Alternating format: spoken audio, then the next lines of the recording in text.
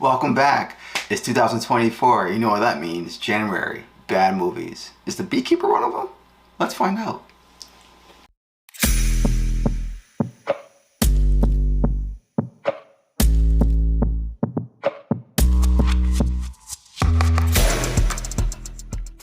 Hey everyone, this is Jeff. Thank you for watching. Now, mic'd up. No longer Greenlight Total Entertainment. We changed the name. We're going to be now more of a podcast talking about movies, TV shows, guy stuff, sports, you know, you name it. We're going to just be a full entertainment media company. So that's why we changed the name. But today we're talking about the first movie of the year that I'm going to review, and that's The Beekeeper.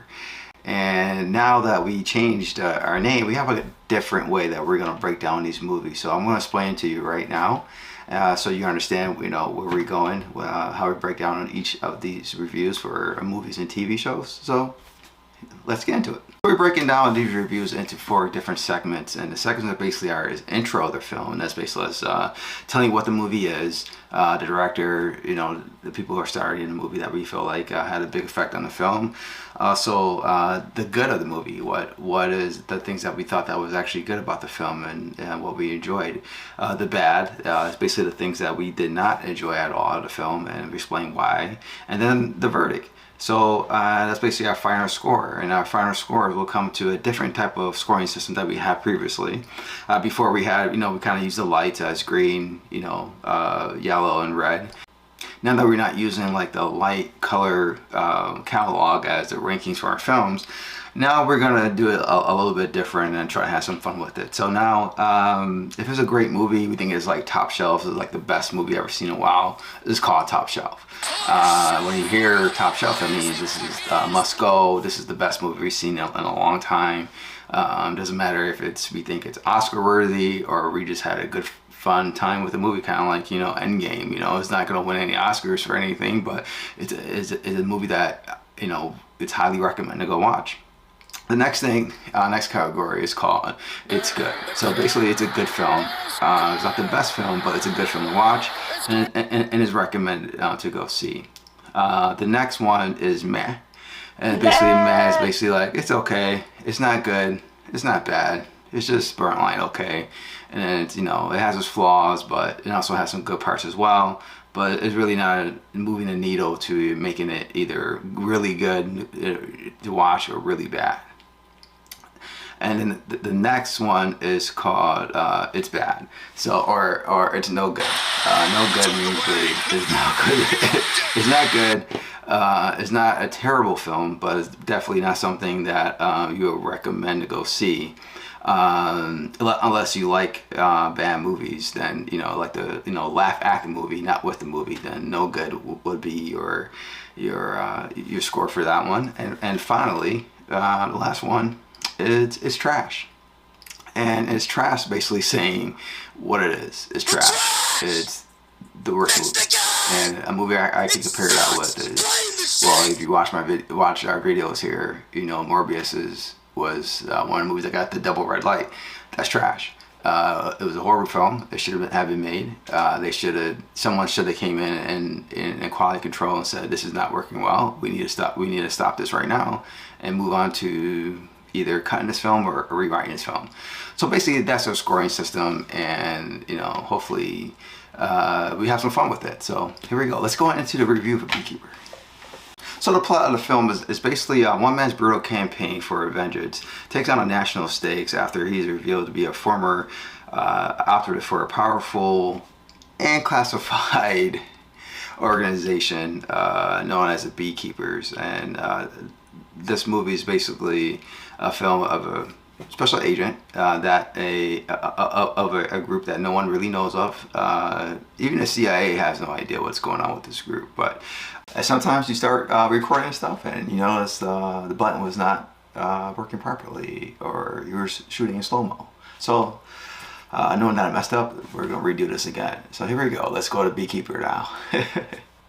So Beekeeper was directed by David Ayers, written by Kurt Weimer, and it was starring Jason Statham as Adam Clay, who was a retired beekeeper, Jeremy Irons, as well as Wes Wild. As basically he was the right hand man to Justin Hutcherson's character Derek Danforth, who was the main villain in the film, which was kind of weird because they kind of promoted the film as Jeremy Irons versus Jason Statham, but that wasn't really the case for this film. And finally, Emmy Rever Lampman as Agent Parker and David Naderi as Agent Wiley. So this movie is basically about how companies take advantage, or how they target elderly people of a scam amount of their money. And this film is basically showing Felicia Rashad's character, Mrs. Parker, just going through a situation like that where she got taken advantage, and unfortunately she got scammed into giving her money away. And this was also connected to where Mrs. Parker had a relationship with Jason Statham's character, Adam McClay, where they had a friendship. Adam McClay found out what happened, and tragic events happened to Mrs. Parker, that this beekeeper and Clay decides to come out of retirement to seek justice for Mrs. Parker. So let's start with the good. The good in this film is a very good action, like 90s action film. It has the vibes of it. I love it when it comes to the fight scenes in this movie, and also how they use the transitions and how they go into one part of the fight to another sequence of the fight. I thought those transitions was very, very creative, and I actually loved like how they did it. Actually, there's one part of the film where they're fighting on stairs, and they use a transition where one of the guys are rolling in front of you, and then the next shot you see him, the guy's back rolling down the stairs. I thought that was kind of cool. So they use different types of transactions during the fight scenes, which I thought was actually kind of sweet. Another thing I liked about it was the colorful kills. What I mean by colorful kills, I mean by the way that they were creative, how they killed off most of the goons, or most of the guys in the film that Clay actually ran around the nation trying to shut down these call centers, and all the things he was doing to kill these guys, especially like in the first sequence. It was very, very interesting how he killed some guys. I thought it was kind of entertaining as well. Another thing I like about this film is, of course, Jason Statham. You're going to get what you're going to get with him. He's playing that monotone role where he's a monotone badass. That's his role right now, and it works. It seems like it just doesn't get this doesn't change when it comes to his different roles, but he's getting better and better at it. And it's actually kind of cool how he's getting kind of more wittier when it comes to his jokes too, as his character. So I kind of like that as well in this film. Another thing I like about this film is Jeremy Irons. I mean, Jeremy Irons is always going to perform. You know what you're going to get with him. He never comes up to work and not bring in a good performance. And I actually love this character in this film because he was like a former CIA agent, and he has heard of the Beekeepers, and he's like telling Josh Hutcherson's character, like, hey, these guys don't mess around, and now you piss one off, he's gonna come and wreck shop. So we better get prepared for your death, basically. But I just love like the commonality and the chemistry you have with Josh Hutcherson's character, Derek Danforth. And speaking of Josh Hutcherson, I actually liked him playing this role.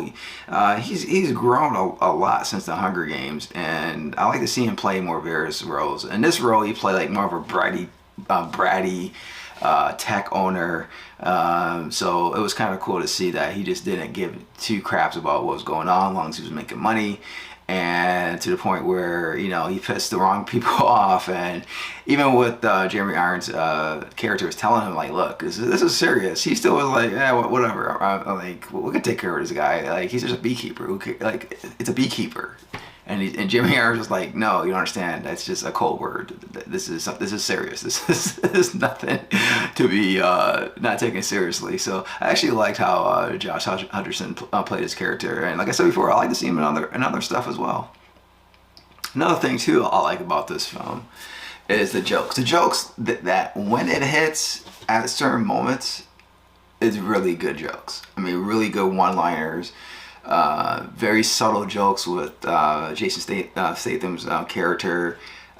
Just some jokes that hit very well.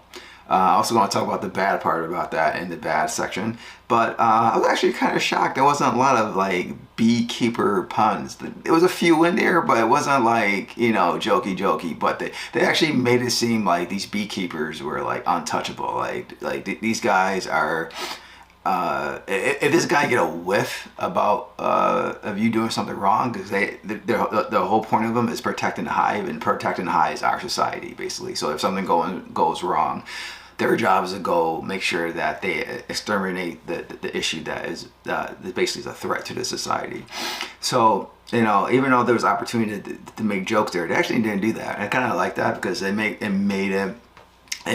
the beekeepers look as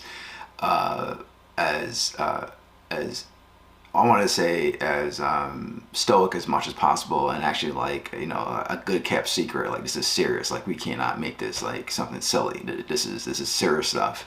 When these agents are on your tail, it's a wrap. Forget about it. Now let's talk about the bad. Because in this film, I really just kind of get into them. One was Emmy Raver Lampert's character. She plays Agent Parker, which is basically Felicia Rashad's daughter. And I'm not sure if she was just written horribly or it was her performance, or both. But her character goes through something tragic, and that involves with Miss Parker, and she just didn't really change her tone from the beginning to the end of the film. And you know, when we first meet her, she's kind of like a wisecracking agent, you know, making jokes, sarcastic, just somewhat difficult to deal with. And you can see that with her partner, you know, their interaction with her partner, and that was Bobby Naderi, Agent Wiley's character.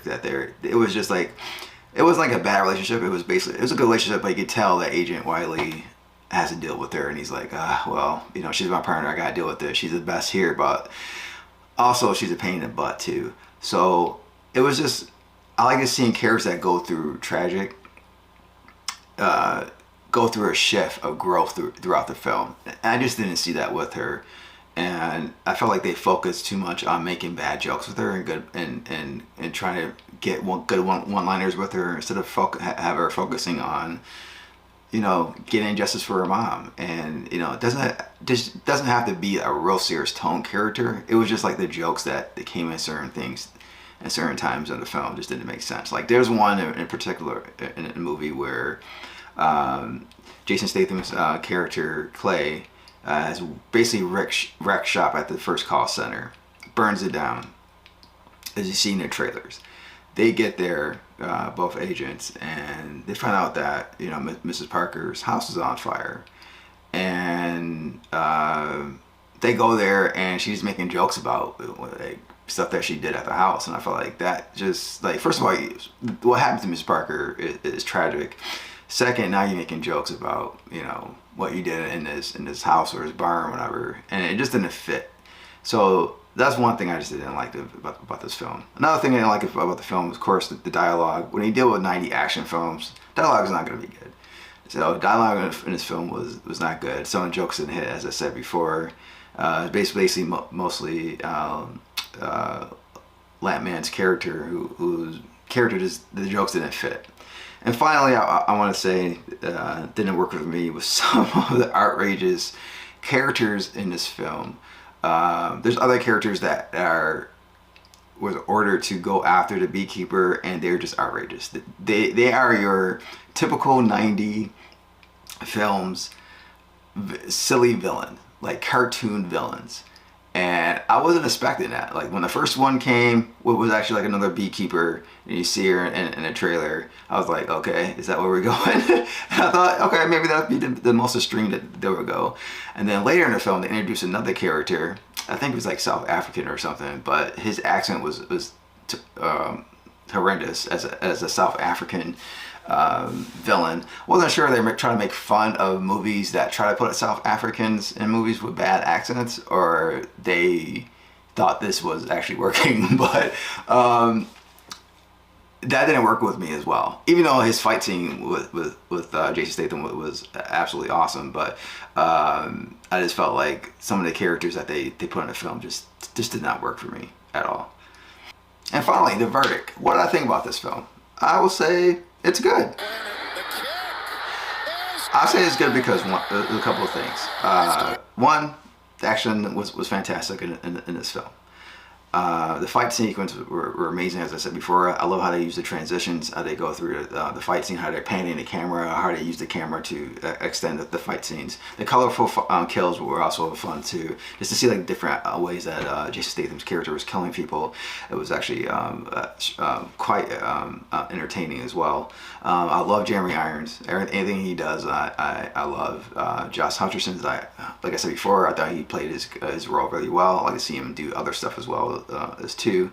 And when the jokes work, the jokes work well. And you know, there was some one-liners and small jokes that actually hit very well.